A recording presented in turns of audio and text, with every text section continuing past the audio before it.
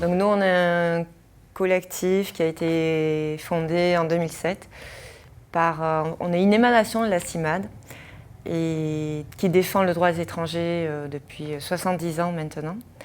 Et ils se sont rendus compte en fait que quand il y avait des couples franco-étrangers, il y a des lois pour protéger préférentiellement les Français. Et donc ils se sont dit, il faut créer des groupes avec les personnes qui ont justement des difficultés, des obstacles que dressent les mairies, les préfectures, et se constituer en collectif. Ce qui est très drôle, c'est que quand les personnes viennent ici, c'est vraiment oui, mais moi je suis française, ou je suis français, je comprends pas, mon compagnon, ma compagne, on est mariés.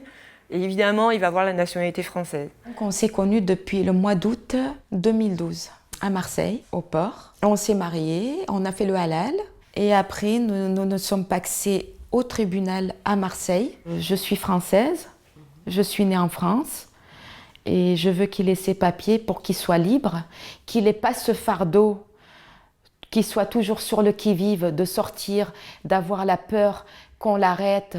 Et ce qu'on met en place, et je pense que ça va être de manière systématique maintenant, c'est qu'on accompagne les couples à la préfecture. Quelquefois, notre seule présence suffit, c'est-à-dire qu'il suffit qu'on soit là. L'objectif, c'est ça, de faire accepter les dossiers.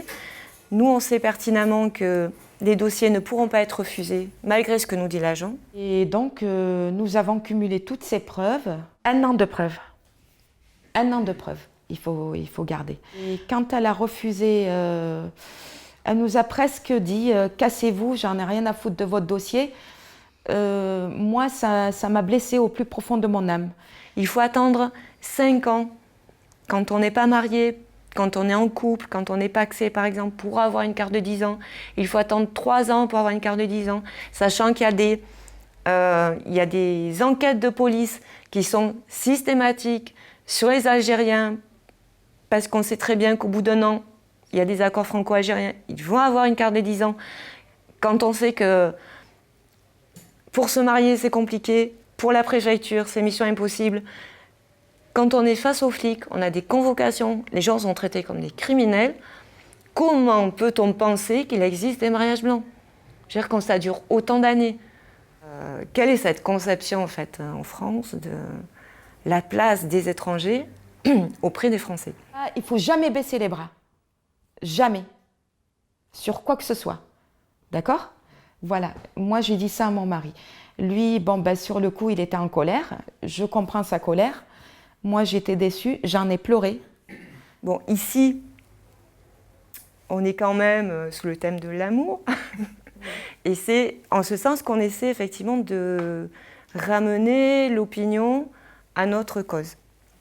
Parce qu'effectivement, l'amour, c'est quand même important en France. Là, c'est vraiment de l'amour, c'est sincère. C'est pas pour les papiers ou quoi que ce soit. C'est sincère, lui c'est sincère, moi c'est sincère. Je l'aime passionnément, profondément. Ici justement, on voit quelque chose qui est de l'ordre de couple improbable.